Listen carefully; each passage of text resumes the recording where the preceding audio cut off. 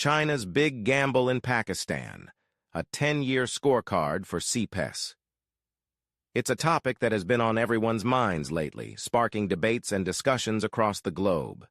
The China-Pakistan Economic Corridor, or CPEC, is a massive infrastructure project that aims to connect China's western region to Pakistan's Gwadar port through a network of roads, railways, and pipelines. It's a project that promises to bring economic prosperity to both countries, but it's also one that comes with its fair share of risks and challenges.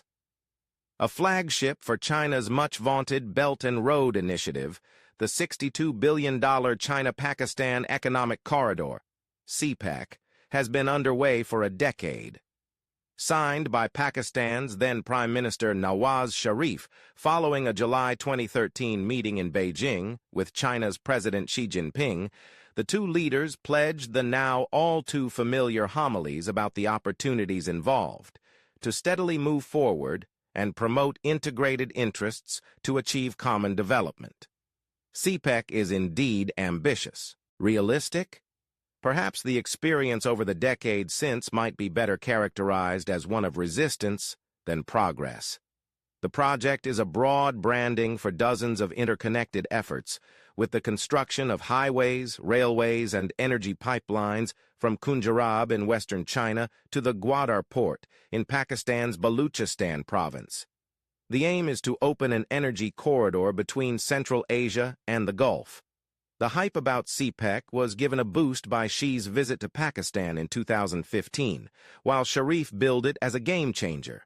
No doubt the promise was massive. Investment-starved Pakistan has so far reportedly attracted direct investments worth $25.4 billion from China.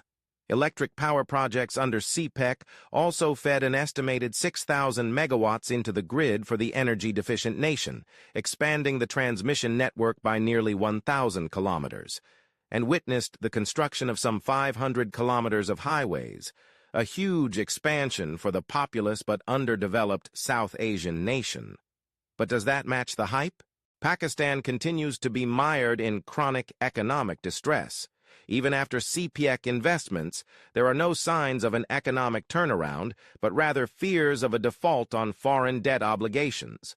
Pakistan's external debt has increased to $100 billion, with one-third owed to China. Although Pakistan has so far averted the risk of default on its foreign debt obligations by signing a $3 billion deal with the International Monetary Fund, when its program was due to expire on 30 June, this only came after a tense 8 months of negotiations. Pakistan continues to face an acute balance of payment crisis and depleting foreign exchange reserves. Locals in Pakistan feel the brunt of this economic turmoil. Inflation increased to 29.4% in June, with food prices up by 40% and transport costs by 20% over the previous year. The poverty rate in the country is forecast to reach an alarming 37.2%. And for all the extra energy the CPEC projects have produced, many Pakistanis are struggling to afford the high electricity prices, just as high fuel prices keep people from traveling on the CPEC-built highways.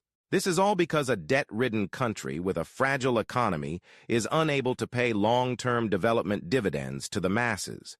When Imran Khan came to power in 2018, the brakes went on CPEC. The Khan government wasn't convinced the deal was in Pakistan's national interest and even alleged the then Chief Minister of Punjab province was taking kickbacks from Chinese companies working on CPEC projects. Then came terrorist attacks on Chinese nationals and projects, which further stalled CPEC progress.